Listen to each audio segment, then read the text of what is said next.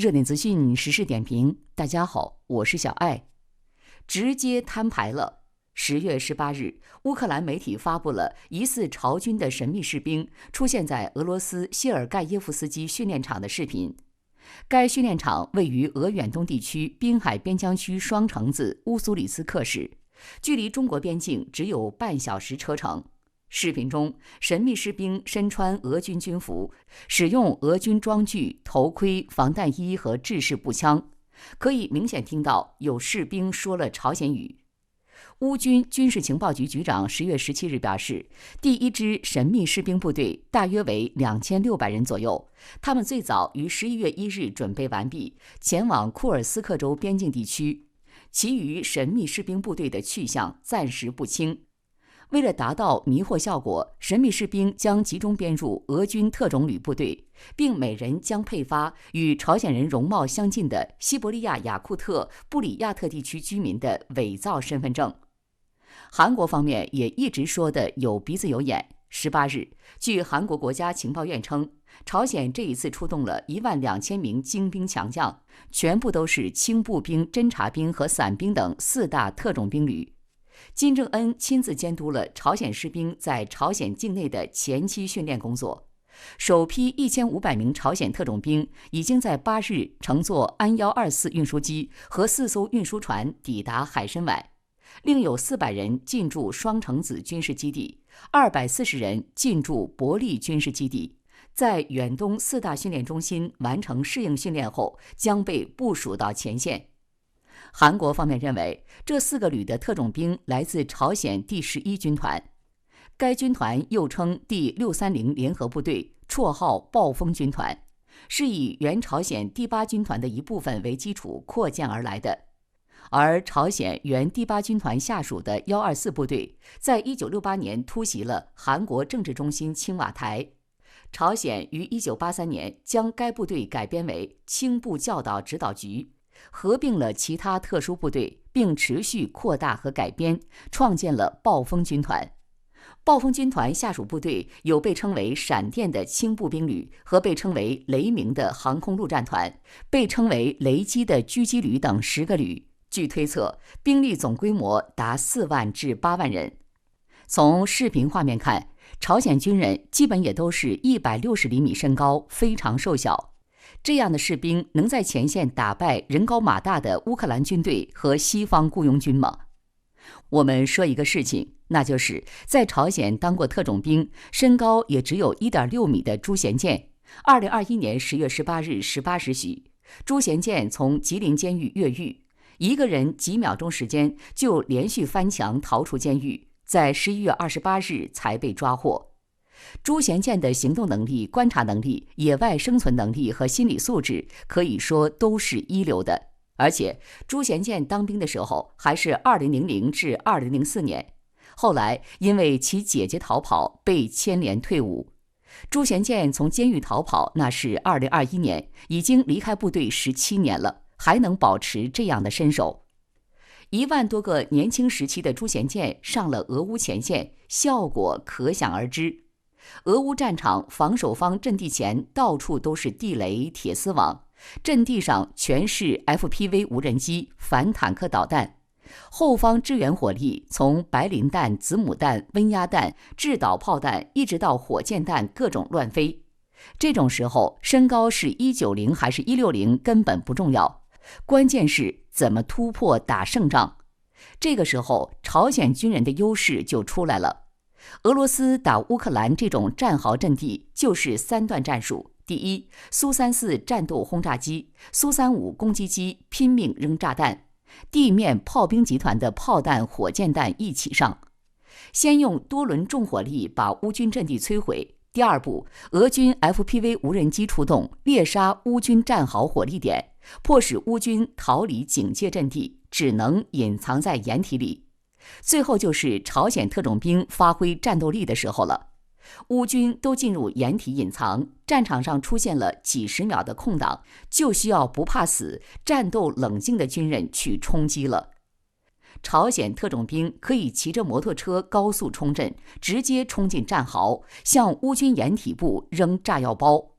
最终以近距离战斗解决残余乌军，夺取战壕阵地。朝鲜军队又是苏联体系下军队，正好契合了俄军的战术。朝鲜第11军团本身就是朝鲜对韩作战中的核心，朝鲜派遣这支部队参战，练兵的意味十分明显。如果表现良好，那么朝鲜很快就能够将这些实战经验普及到朝鲜全军之中，提升自己对美韩的作战实力。实际上，朝鲜派遣军队参战完全是一件顺理成章的事情。俄朝签订的全面战略伙伴关系协议，该协议的第4条明确规定，任意一方如果遭到侵略，那么另一方完全可以提供军事援助。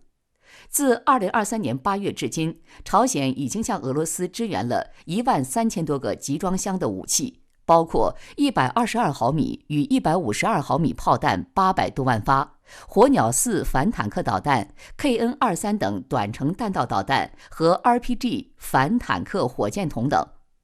朝鲜想要进一步加强同俄罗斯的军事合作，参战是唯一选择。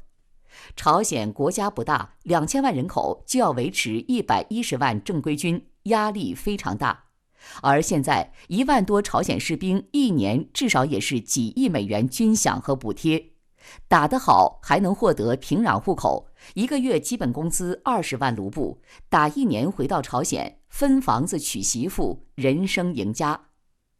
明年动员10万人过去，那就是一年几十亿美元。朝鲜一年 GDP 也才不到200亿美元，去俄乌前线打几年，不仅能挣钱，还能换回来大量粮食，对于东北亚的稳定也是好事情。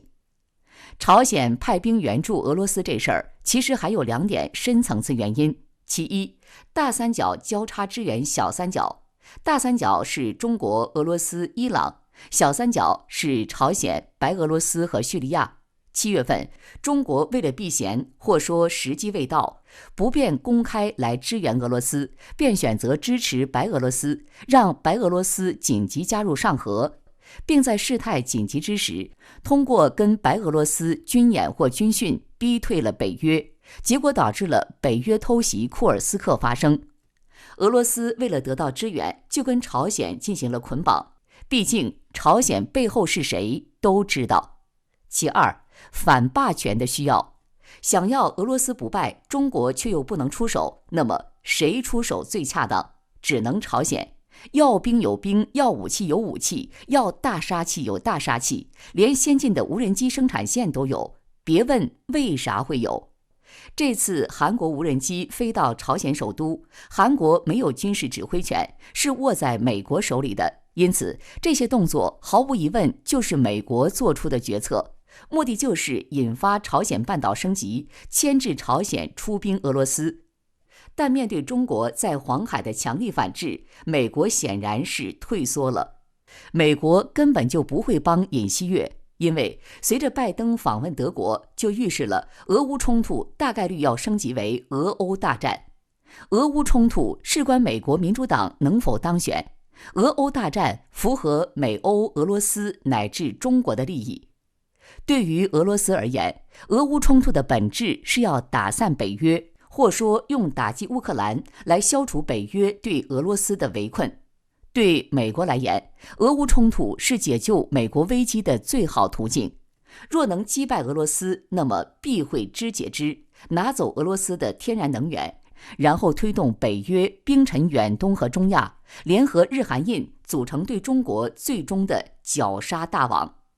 若不能击败俄罗斯，那就推动欧洲接盘，引发俄欧大战，打烂欧洲，引发欧洲资本外逃至美国，回补自身。对于欧洲来言，特朗普才是大敌，一旦他回归，必会出卖欧洲，达成美俄苟且。因此，欧洲必须要自救，用俄欧大战替换之前的俄乌冲突，保证最终欧洲要上谈判桌，不能被成为菜单。对于中国来言，最好的结果就是欧洲跟俄罗斯达成平衡。毕竟，中国、美国和欧洲都不愿意看到再打出一个凶悍无比的北极熊出来。所以，俄罗斯不败就是胜。朝鲜派兵支援俄罗斯，是为了保持俄罗斯不败的并非是帮助俄罗斯去平推欧洲的，这就是朝鲜出兵俄罗斯的目标。本期节目就到这里，感谢大家收看。如果你有一些独到的见解，欢迎在下方给我们留言。祝大家工作生活愉快，我们下次再会。